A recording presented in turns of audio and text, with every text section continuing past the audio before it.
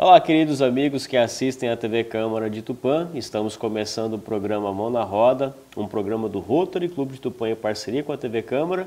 E hoje estamos recebendo o vereador Lucas Ratano. Seja muito bem-vindo. Obrigado, professor. Eu que agradeço o convite, a oportunidade, tanto do Rotary Tupã, a sua, professor Paulo, e também aqui da nossa TV, por estar nos recebendo, por estar abrindo esse espaço. Excelente. Bom, nesse nosso bate-papo de hoje a gente vai falar bastante sobre o Rotaract, né? Legal. Mas antes de falar sobre o Rotaract, vamos falar um pouquinho sobre quem é o Lucas Ratano. Tá, eu sou vereador aqui em Tupã, disputei a eleição de 2020, então desde 2021 exerço meu primeiro mandato como vereador. Antes de ser vereador, eu sou professor aqui na cidade também. Tive a oportunidade de lecionar no Centro Paula Souza, na ETEC, professor Massuki Cauano. Também sou professor das faculdades FACAT e do Centro Nacional Integrado de Cursos do SENAIC aqui. Então são as três instituições que ao longo aí desses últimos anos eu tive a oportunidade de lecionar. Então eu sempre me apresento como um professor e que hoje ocupo aqui uma das cadeiras de vereador também. E tenho um carinho, uma história dentro de Rotary, que a gente vai poder falar um pouquinho mais aqui dentro, que iniciei no Rotaract, hoje sou duplo associado, sou rotariano e rotaractiano, e tive a oportunidade, convidado pelo nosso atual governador Wagner Massoca, para ocupar a posição de chair de Rotaract, que é o rotariano responsável pelos Rotaracts do distrito, ou por essa intermediação entre Rotary e Rotaract. Então, resumindo, esse sou eu. Na minha vida pessoal, eu sou pai do Rafael, marido da Nicole. Então, esse é um pouquinho de quem eu sou. Perfeito, Ratano. E você comentou que você é professor. E qual foi sua área de formação? Tá, eu sou formado em administração, o professor Paulo da Unesp. A minha primeira experiência dentro do ambiente acadêmico foi na Unesp, por meio do cursinho 180 graus. Foi inclusive onde eu conheci minha esposa, Nicole, que hoje também é professora, doutoranda. É mesmo? Vocês se conheceram no cursinho? Isso. Inclusive o Fernando Pucci, que hoje é vice-diretor da Unesp Tupã, foi nosso professor do cursinho 180 graus. Que legal. Ele era aluno da graduação na época, hoje é vice-diretor do campus, né? E foi nosso professor do cursinho 180. E ali a gente teve a possibilidade de prestar alguns vestibulares. Eu prestei primeiro para Ciências Sociais em Londrina, passei, fui estudar lá em Londrina. Minha esposa, que na época era minha namorada, prestou para Economia, foi para lá também. A gente começou estudando esses cursos. Ela se formou em Economia, mas eu terminei o primeiro ano de Sociais e prestei para Administração. Queria continuar morando em Londrina durante a faculdade, até porque minha namorada estava lá, meu pai morava lá também. Então prestei Administração só na UEL em Londrina e passei também. Aí me formei em Administração e aí retornando para cá tive uma oportunidade profissional rápida ali no Sebrae, terceirizado do Sebrae, na verdade. O Sebrae contratou a empresa da FIP, que fazia pesquisa, e a FIP contratou a empresa que eu fui contratado para prestar esse serviço. A gente visitava a empresa, conhecia as empresas que não tinham contato com o Sebrae para apresentar as possibilidades que o Sebrae tinha. Era um agente de campo. Tive um contrato lá e depois prestei meu primeiro processo seletivo para ser professor de curso técnico e de ensino médio no Centro Paula Souza, que aí foi onde minha vida como professor iniciou. Interessante, né, Ratano? E aqui hoje você continua atuando na ETEC, na FACAT? Na verdade, no Paula Souza eu não atuo desde 2019, porque eu exonerei de lá para assumir o cargo de secretário municipal. Quando o prefeito Caio assumiu a prefeitura, eu recebi um convite para ser secretário municipal de relação institucional, que cuida de ouvidoria, parte da assessoria de imprensa e também do relacionamento com o legislativo. Era minha função enquanto secretário. Isso me abriu portas depois para disputar uma eleição para vereador e me tornar vereador. Então eu trabalhei no Centro Paula Souza por ser um órgão público até 2019. Hoje estou tanto na faculdade FACAT e no SENAIC, que são instituições privadas, então eu consigo acumular por ser o setor privado com a função que eu exerço aqui de vereador. Perfeito.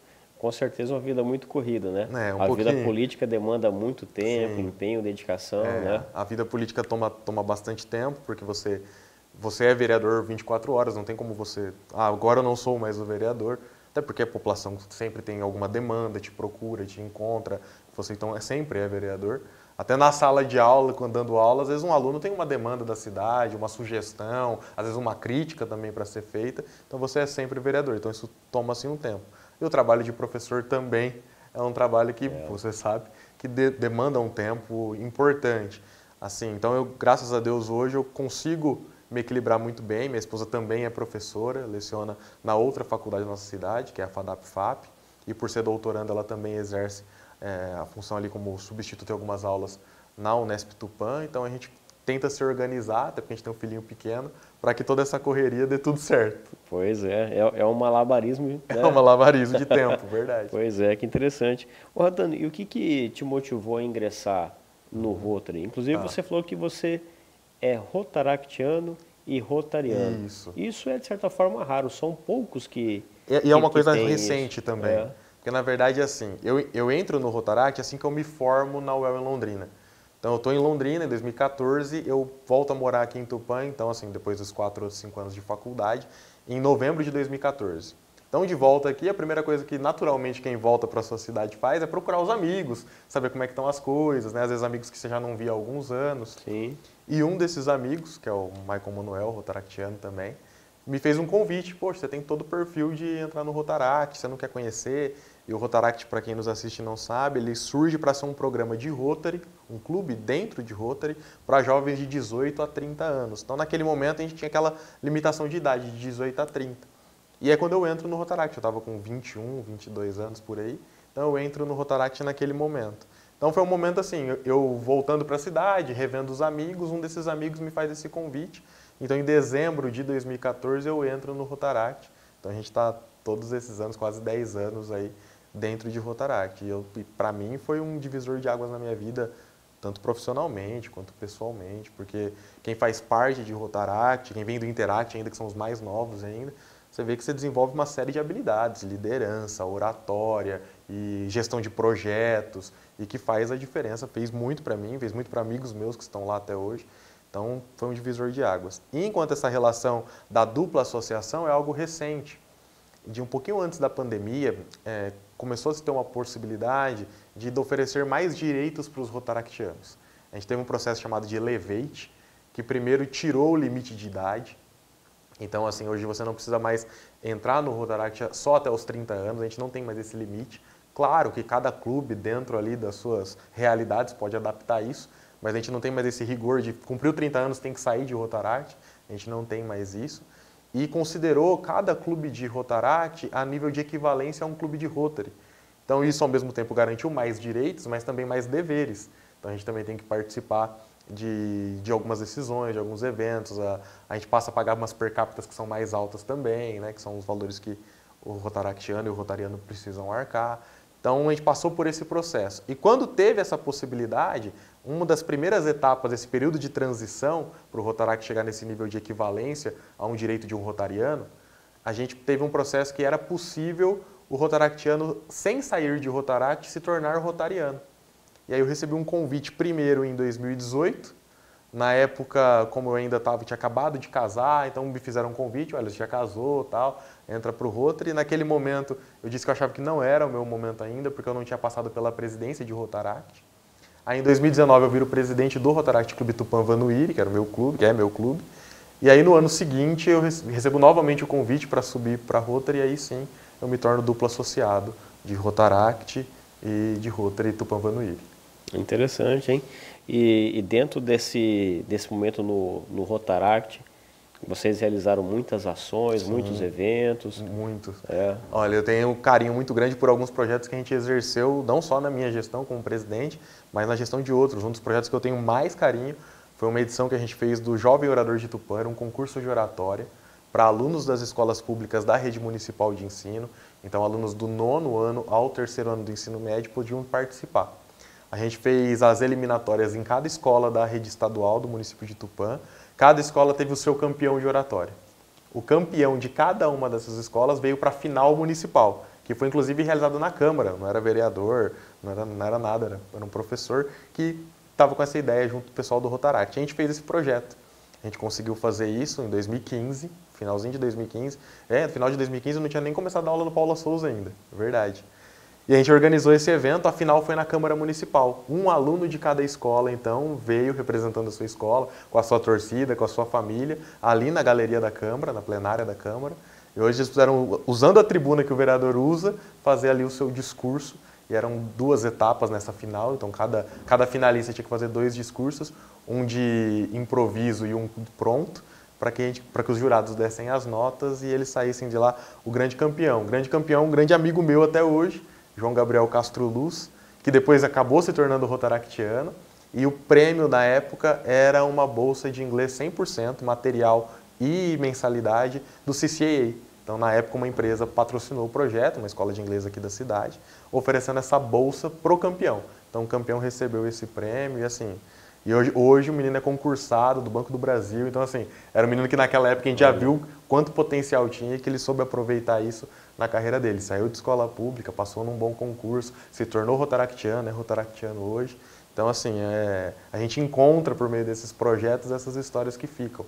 A gente também tem um outro projeto que hoje infelizmente não existe mais, mas é um programa muito bonito, que é o Doutoracts, que era inspirado nos Doutores da Alegria, onde os nossos companheiros que tinham essa sensibilidade, essa disponibilidade, se vestiam de palhaço e iam visitar principalmente as aulas infantis de hospitais de Tupã e região. Não só hospitais, mas casas de acolhimento, né? Lar de idosos, levando ali, às vezes no Dia das Mães, no Dia das Crianças, no Natal, tirando ali parte desse feriado importante para poder estar ali com essas famílias. Então, é um projeto muito bonito também. Dois dos meus melhores amigos, inclusive, tatuaram o logo do projeto pelo carinho que fizeram. Então, assim...